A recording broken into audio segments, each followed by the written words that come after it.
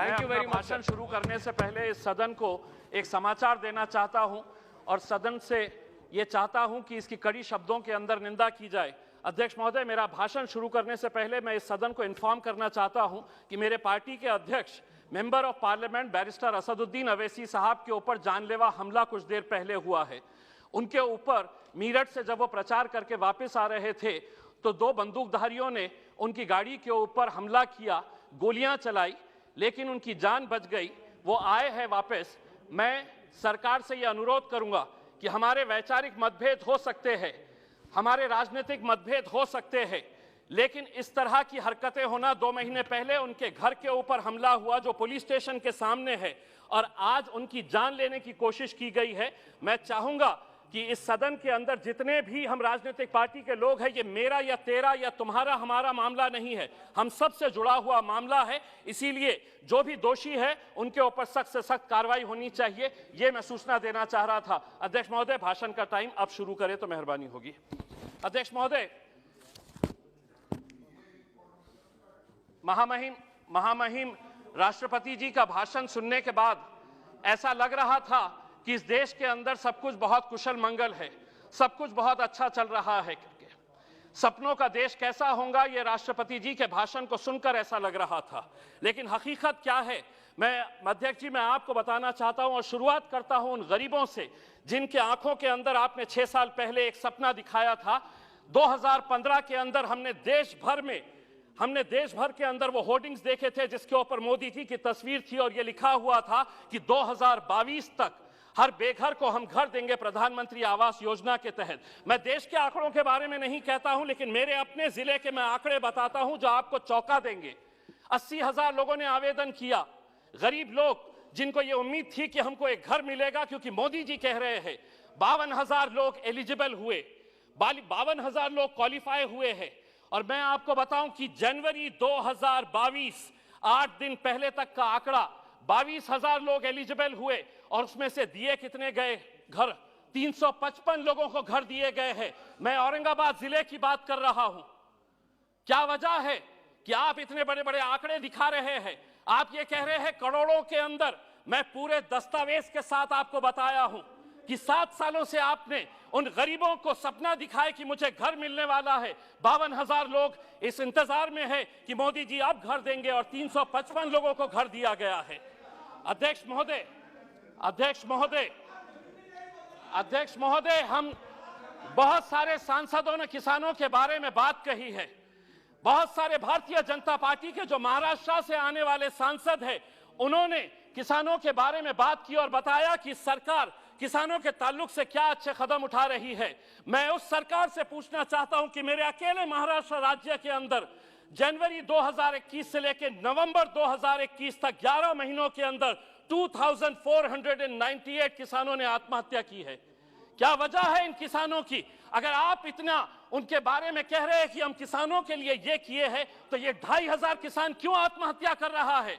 अध्यक्ष महोदय, ये small micro financing companies, private companies, banks loan नहीं दे रही, किसान उन प्राइवेट कंपनीज के पास जा रहा है जिसका इंटरेस्ट रेट इतना ज्यादा हो जाता है, किसान की फसल बर्बाद हो जाती है, पैसा नहीं, और जब वो वसूल करने के लिए किसान के पास जाता है तब उसको ये पता चलता है कि मेरे पास तो कुछ नहीं, तो वो आत्महत्या कर लेता है। आज देश भर के अंदर डुप्लीकेट फर्टिलाइजर्स, पेस्टिसाइड्स का एक धड़ल्ले से कारोबार चल रहा है, उसके ऊपर रोक लगाने की जरूरत है। सुनिए आप, मैं हकीकत बता रहा हूं, आपको आईना दिखा रहा हूं। अध्यक्ष महोदय, कड़वा सच सुनने की आदत डालिए। हकीकत का आईना दिखा रहा हूं और आंकड़ों के साथ दिखा रहा हूं मैं। बेरोजगारी के बारे में आपने कहा कि 60 लाख लोगों को आप रोजगार देंगे।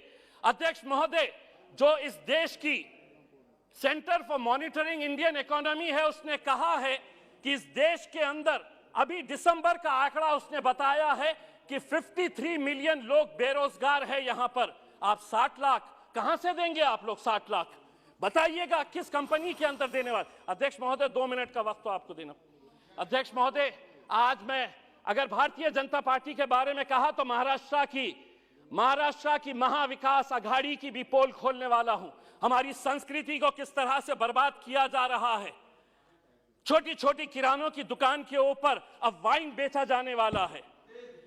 शिवसेना के एक नेता कहते हैं कि नहीं, वाइन के अंदर नशा नहीं है, तो राष्ट्रवादी कांग्रेस के एनसीपी के एक वरिष्ठ नेता कहते हैं कि बाहर के देशों के अंदर लोग पानी नहीं पीते, वाइन पीते हैं।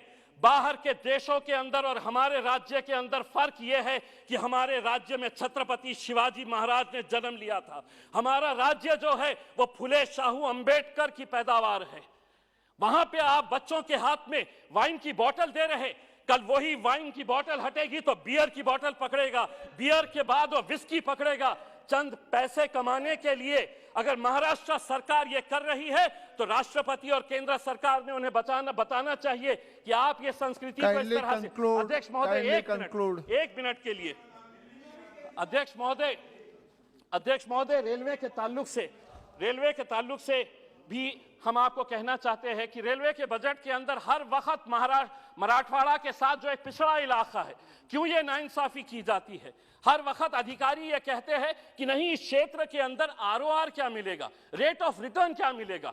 अगर इसी तरह पिछड़े इलाकों को देखने का नजरिया अधिकारियों का रहेगा तो रेलवे तो आगे निकल जा रही, हम बहुत पीछे रह जा रहे हैं। 70 सालों से हम इंतजार कर रहे हैं। बहुत धन्यवाद। आखिरी